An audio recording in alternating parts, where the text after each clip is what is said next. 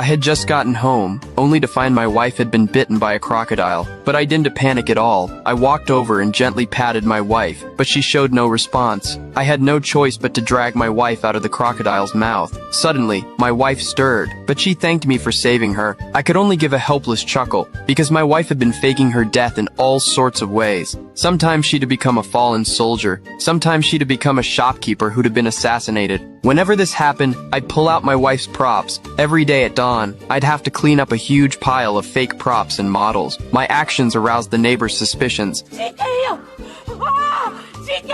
I could only desperately explain to them. Returning home, I found my wife lying on the floor again, covered in props. This time, I decided to play along. I rushed over, knelt beside her, and tried my best to look grief-stricken. When I spotted the $800 price tag, my tears flowed even more freely. The next day, I discovered my wife lying in bed, flanked by two aliens. Furious, I confronted the aliens, grabbing one and wrestling with him. My wife was delighted. On the third day, I found her lying in a coffin, dressed as a vampire. She'd even prepared a script for me. Following the script, I dramatically pulled out the cross, pinning her down. She suddenly sat up and bit me hard, making me scream in pain. After 2 months of this, I was utterly exhausted. But when I returned home, an Egyptian queen stood in the room. I mustered my courage and stepped inside. As I approached, my wife lunged at me. I begged her to stop pretending to be dead.